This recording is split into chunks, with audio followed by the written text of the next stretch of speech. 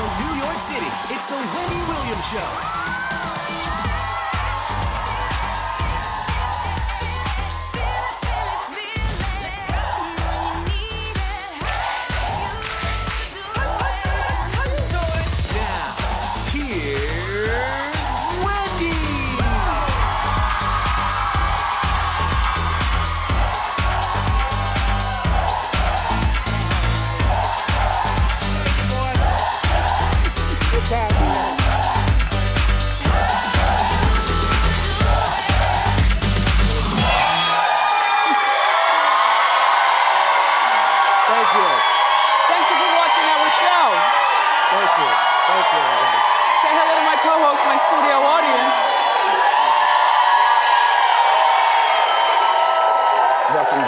Thank you, Wendy. Have a good show. Oh!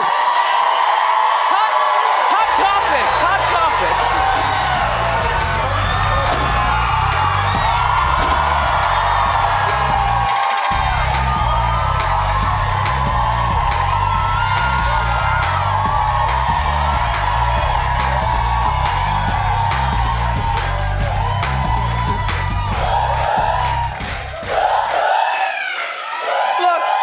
I forgot to say, how you doing?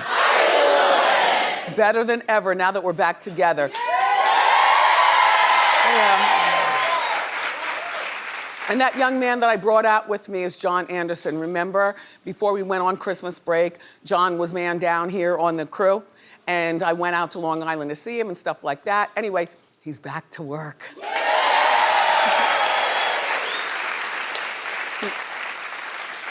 So happy 2020, or at the very least, a progressive 2020. My dress, by the way, is from a Wendy watcher, who actually, right? So she's in the audience, right? She wasn't just a watcher. She's a co-host, Shannon Robinson from Maryland. So one day she was here, and you know I love a snaky, and I love a stretchy, I love a number. So I'm looking at her, and I'm looking the whole time, and finally I went up to the audience, and I said to her, I like your dress. Was it inexpensive? She said, yeah. She said, you want it? I said, no. About a week later, the box came with a note. Here's what she goes. She goes, I only wore it twice. My people. She says, just send it to the dry cleaner, and then wear it in good health. And I did, and I am. Thank you, Shannon.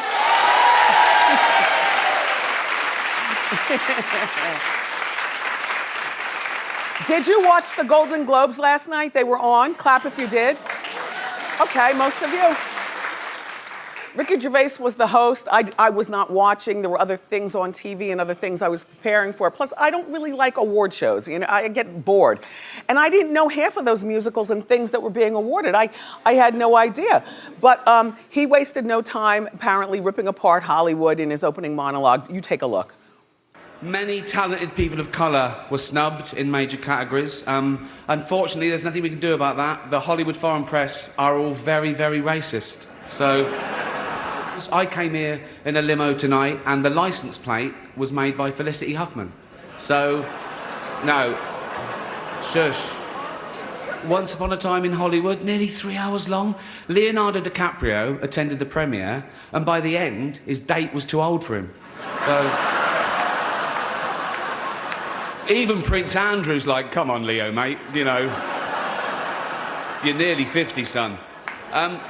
If you do win an award tonight, don't use it as a platform to make a political speech, right? You're in no position to lecture the public about anything. You know nothing about the real world. Most of you spent less time in school than Greta Thunberg. So, if you win, right, come up, accept your little award, thank your agent and your God, and...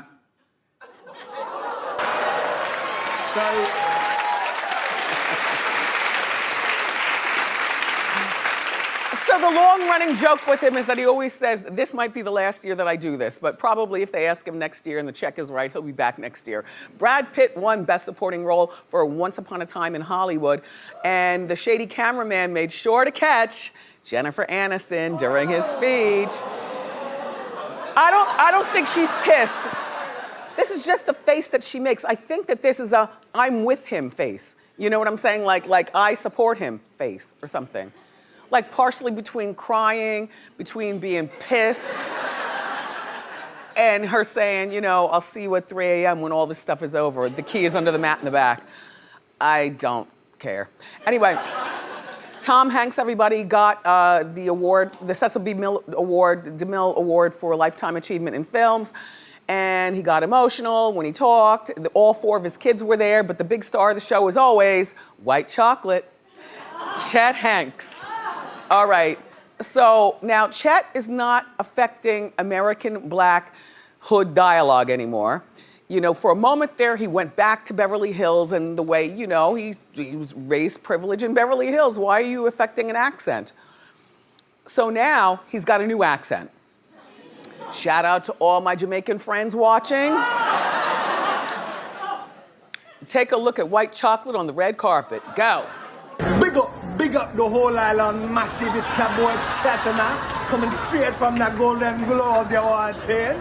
Me finish Father Tom Hanks presenting in a what, soon forward come. Big up, tune in.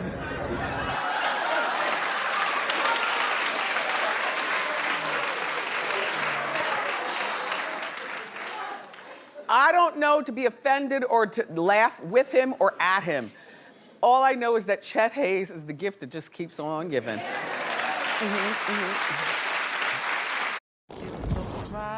Oh, by the way, the Style Squad is here today to break down the looks of the Golden Globe a little bit later on the show. And I don't know what you did on New Year's Eve, but Kathy Griffin was getting married. Yeah, oh yes, oh yes. Kathy is 59 and she married her longtime boyfriend. She's been with Randy Bick, who's 41, for about 8 years. And on New Year's Eve, Lily Tomlin got officiated so that she was able to do this 15-minute ceremony for them. This is the dress that Kathy first wore when she first met her now husband on their first date.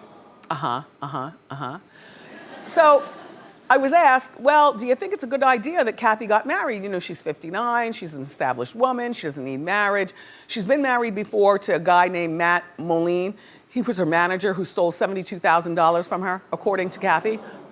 Yeah, he went in and disappeared. And money that she was never able to get back. You know, I mean, she's been through it. So at 59, she's got no kids. She's got no kids with this new guy. There's no hope of having kids.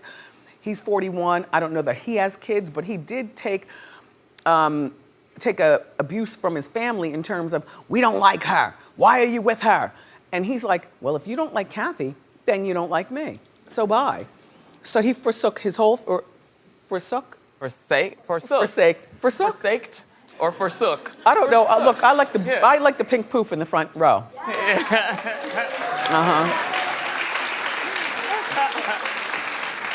You know, when I was pulling up this morning, I saw you. Did you see me see you? I saw you. My people. But anyway, so at 59, should she get married? Well, as long as there's an ironclad prenuptial agreement, why not? He's 41. It's not like he's a young boy. I don't know whether he has children, whether he even wants children. But, you know, for 2020, live and let live. Really? Really?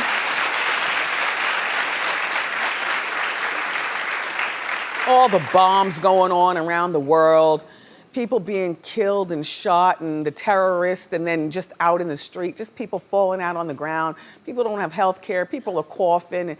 It's horrible. So, you know, as long as it makes you happy, Kathy, then I'm happy for you.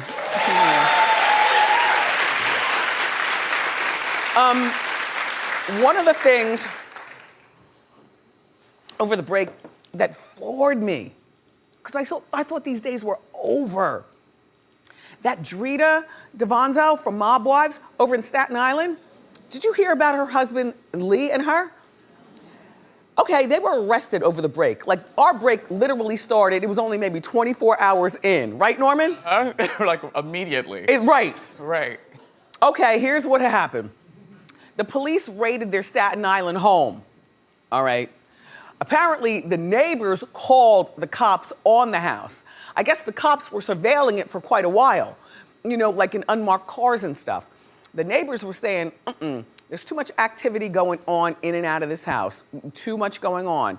So when the cops finally did their thing, they seized 2 loaded guns, a bunch of hydrocodone, a bunch of Xanax, and over a pound of weed, along with a scale.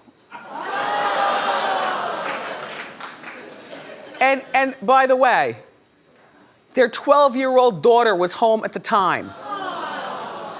Can you imagine the cops kicking in your door and your 12-year-old daughter being there and thinking that everything's okay, except for that scale? You know what I'm saying? Like you can hide a whole bunch of stuff in your house, bags of pills and Xanax, or even guns. You can hide them from a 12-year-old, you know, make the house look nice.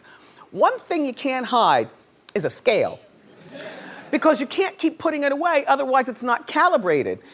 And if you deal with some of these people on that street level, if they get 1 gram wrong, they are coming back to do you in. So.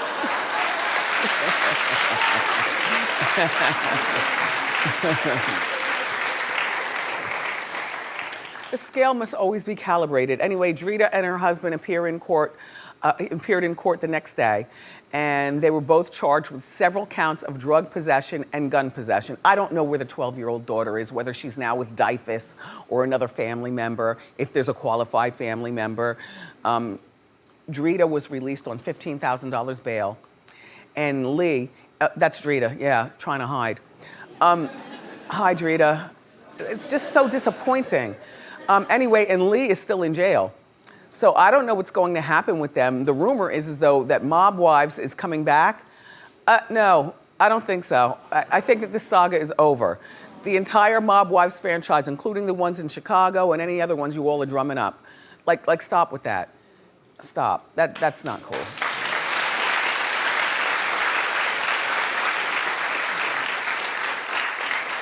Also, over the break, congratulations to Ray J and Princess Love. They welcomed their second child, a baby boy. Yep. I couldn't tell what that was in the very beginning. Like when I first saw the picture, I was like, wait, now hold on. This is a bit. What is it? Anyway, it's their second child. The baby boy's name is Epic, with a K at the end. Epic Ray Norwood.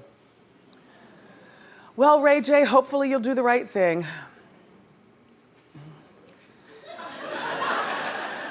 Another thing that happened over the break, very sad news about Bobby Christina's boyfriend brother, Nick Gordon, I'm sorry. He passed away. They say it's an apparent drug overdose on New Year's Day. He was 30 years old. But you know, he didn't have much to look forward to, all right? Now I'll break this down.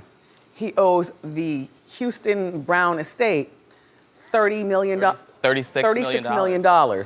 Okay, there's no job in the world that he's going to be able to get that is going, and because you know, then they start taking it out of your paycheck. They were going to start doing that. I don't know that he was working. His mother left him, you know, when the scandal happened. She moved to Hawaii, okay, 11 hours away. Moved to Hawaii. He was living in Orlando. He actually changed his name to try to get on with his life, but he still looks like Nick Gordon. His name was Nick Beaulieu, the new name. Yeah, just a confused young man in a confusing situation. His brother gave an interview, though, saying that he spoke to Nick hours before he took his life. And he said that everything seemed good. Probably because Nick knew exactly what he was going to do to free himself, you know what I mean? Rest in peace, Nick. Yeah.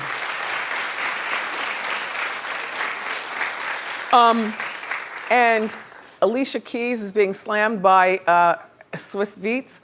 Excuse me, by Swiss Beats' baby. Swiss Beats' baby's mother. She's accusing Alicia of being an evil stepmother. Okay, well, boy, does Swiss have a type or what? Right? Same person. Anyway, Swiss Beats claims that this woman down here, the baby's mom's name is Jonna, and he claims that. What? Jonna's doing the claiming. Oh, she's doing the claimation? Mm-hmm. Okay. Jonna is claiming that Alicia gave her and Swiss's 11-year-old daughter an iPhone without her, Jonna's, permission. Well, there's the daughter, and also Jonna's very upset because Alicia has convinced the daughter to call her Umi, which is the Arabic word for mom. Well, Jonna is saying that, look, there is only one mother to her child, and stop it. And stop trying to buy her material things like an iPhone. Well, it turns out, because at first I said, well, why didn't Alicia then ask Swiss? And then Swiss can inform Jonna. You know what I mean? That, look, we got this iPhone for her. Alicia wants to give it to her. Is that okay?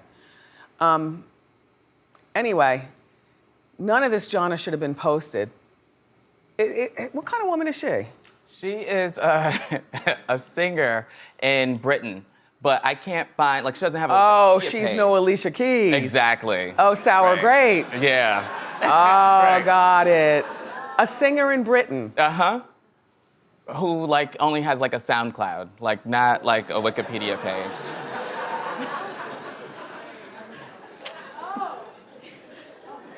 The shade continues for the new year. Yay!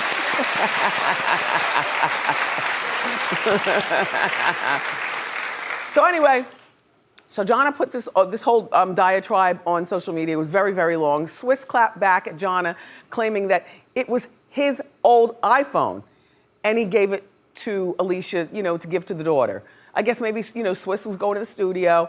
The girl will be over in about 2 hours. Alicia, I left it here on the kitchen island. Make sure she gets it, or something like that. You know what I mean? And I don't like the idea of the daughter, though, Jonna. All right, so Jonna, relax with the iPhone, okay? All the kids have phones. She's a Beats Keys, for goodness sakes.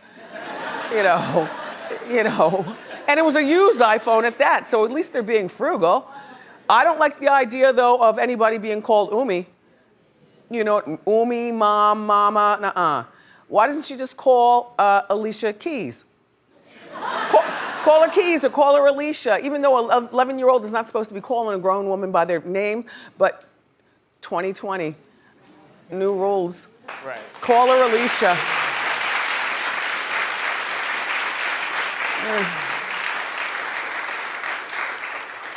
How many people here are on their New Year's diet? No, clap. We do claps. A few of them. Okay.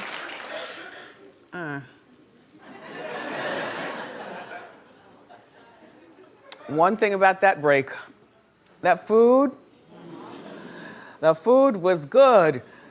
Right, Boof? Food was good. What? Food was good.